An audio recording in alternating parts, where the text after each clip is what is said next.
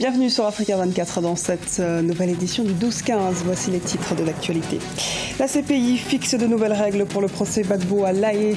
Lors du procès de Laurent Gbagbo et de Charles Blé Goudé devant la Cour pénale internationale, les audiences dans lesquelles des témoins protégés sont interrogés ne seront désormais plus retransmises en direct. Amélioration du climat des affaires pour attirer davantage d'investisseurs au Bénin. Les autorités comptent simplifier les procédures dans la création d'entreprises, réduire les charges fiscales, mais aussi renforcer le partenariat public-privé.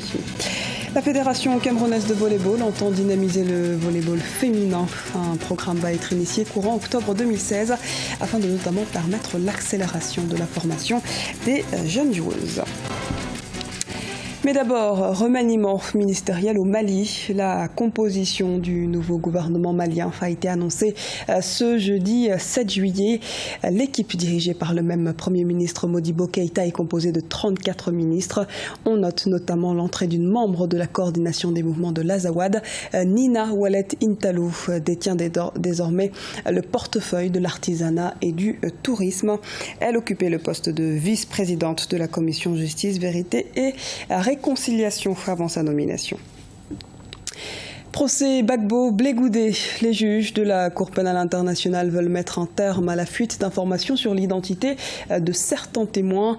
Le procès de Laurent Gbagbo et de Charles Blé Goudé se tiendra désormais en partie à huis clos. Les juges ont décidé de ne plus retransmettre en direct les audiences au cours desquelles déposent des témoins protégés. On fait le point tout de suite avec Corinne Kandam. Le procès de Laurent Gbagbo et Blé Goudé à La Haye ne sera plus retransmis au public. En effet, les juges de la Cour pénale internationale ont décidé de ne plus diffuser en direct sur Internet les audiences dans lesquelles sont impliqués des témoins protégés.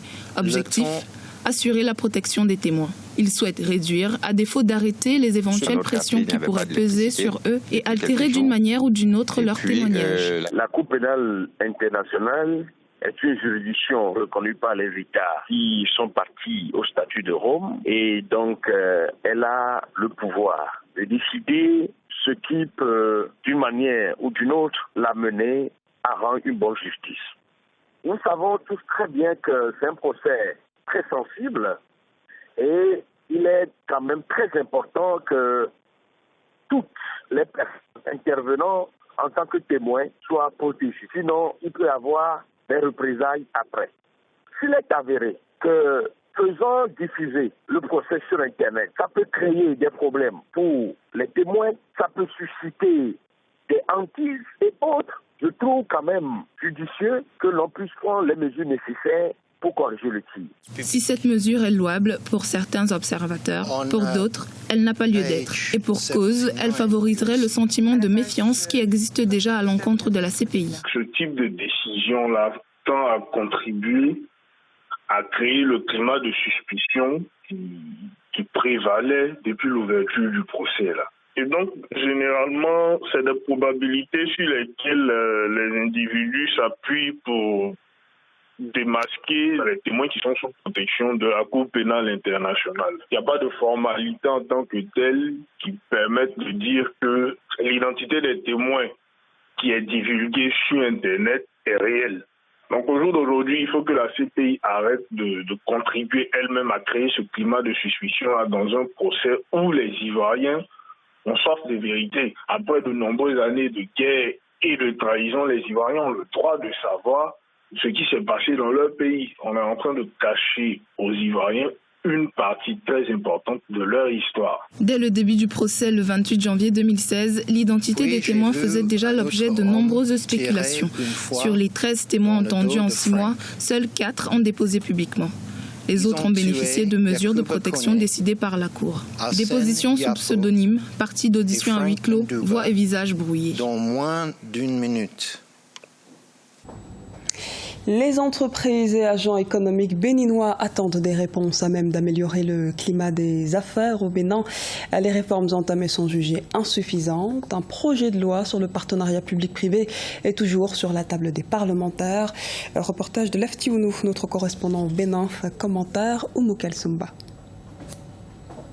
L'amélioration du climat des affaires a longtemps préoccupé les opérateurs économiques et investisseurs du Bénin. Pour assurer ces créateurs de richesses, le gouvernement béninois a entrepris, au cours de cette dernière décennie, une série de mesures pour créer un environnement favorable au développement des affaires dans le pays. Il s'agit entre autres de la simplification des procédures et la réduction du coût de création d'entreprises, l'accélération de la délivrance des permis de construire, surtout dans la capitale économique, Cotonou. Mais toutes ces mesures n'ont pas les effets escomptés, selon de nombreux observateurs. Lorsqu'on prend une entreprise, elle passe à peu près 270 heures à remplir, à préparer ses impôts. Nous avons aujourd'hui, dans une année, environ 55 impôts que nous payons. Et entre 2011 et 2015, cette lourdeur n'a pas véritablement évolué. Donc c'est pour cela, évidemment, que par rapport au classement du business, le Bénin n'a pas connu de très très grandes performances dans ce volet précis, qui est quand même un volet relativement important.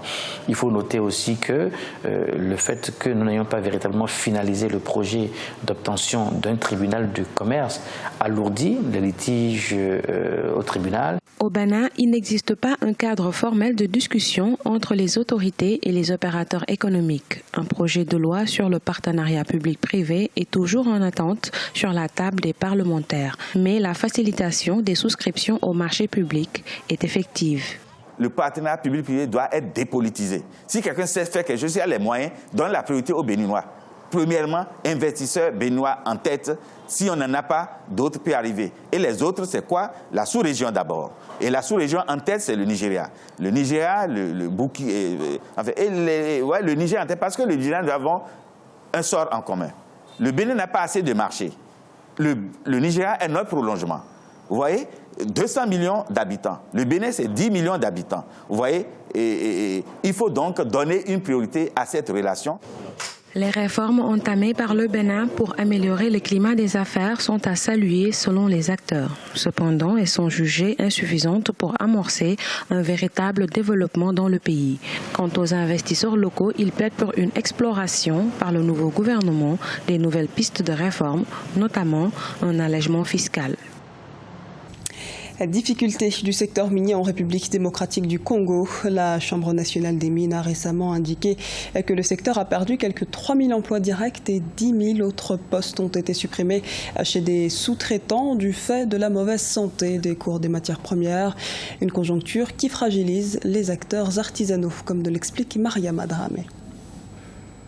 Le plus grand producteur de cuivre en Afrique, le secteur minier de la République démocratique du Congo est en crise. Pour cause, la baisse des cours mondiaux des matières premières. À Kolwezi, important centre minier du pays, à cause de la baisse des activités minières, les travailleurs ont dressé des tentes au fond d'un gouffre et remplissent des sacs avec des roches contenant du cuivre et du colbate, destinés à être vendus à des intermédiaires.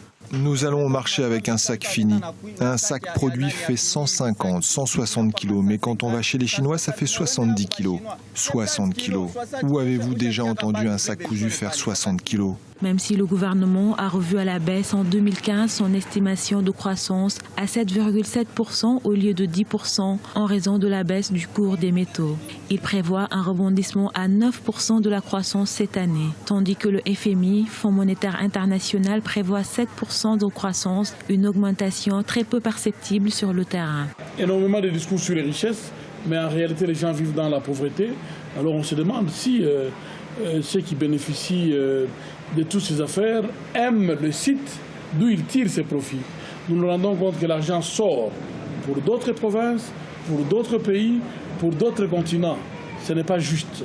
Nous nous battons pour établir la justice. Le boom de l'exploitation minière à Kolwezi a conduit également à la multiplication des petites villes, des bidonvilles à proximité des sites miniers.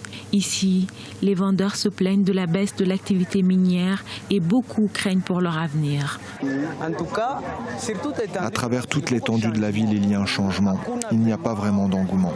Sentir les affaires comme dans la vente, il y a vraiment la perturbation. C'est ça notre constat. Parce que ce sont les mines qui constituent le poumon de la ville de Kolwezi, pour que les gens se retrouvent rapidement.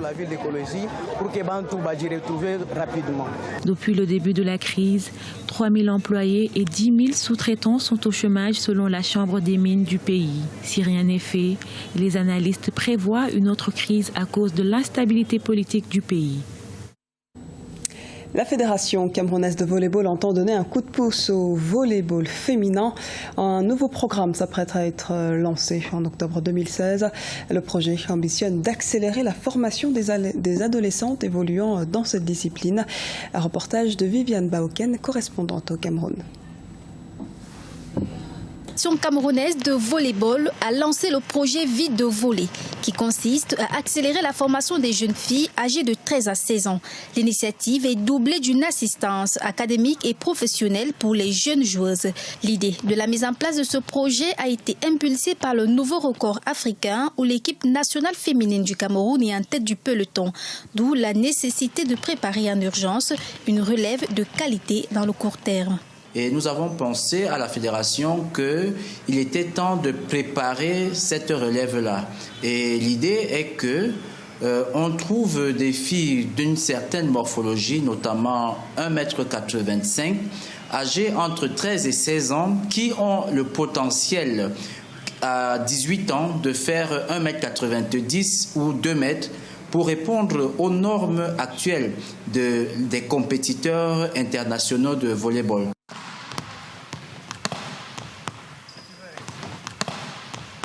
Entre autres critères de sélection, avoir une taille minimale de 1,85 m. Les jeunes filles sélectionnées ont vocation à être des volleyeuses professionnelles dans 4 ans et des ingénieurs dans le domaine des technologies de l'information et de la communication à la fin de leur carrière sportive.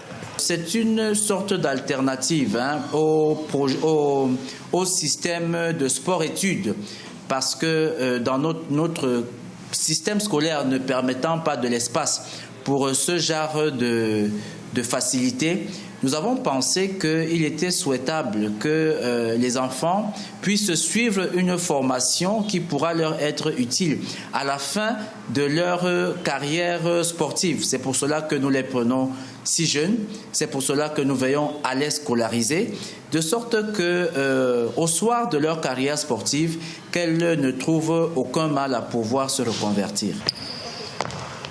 Dans cet élan de modernisation de l'équipe nationale féminine de volleyball, la Fédération camerounaise entrevoit déjà le départ de la plupart des joueuses en fin de carrière. Ces dernières ont entre 27 et 28 ans.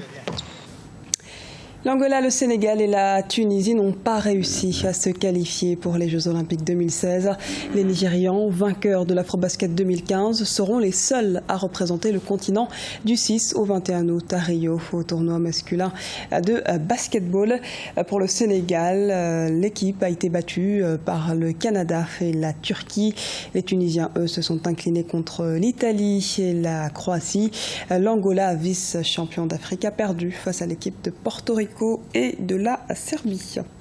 C'était le journal de la rédaction. Merci de nous avoir suivis. Retrouvez dans un instant une nouvelle édition du 12-15 sur Africa 24.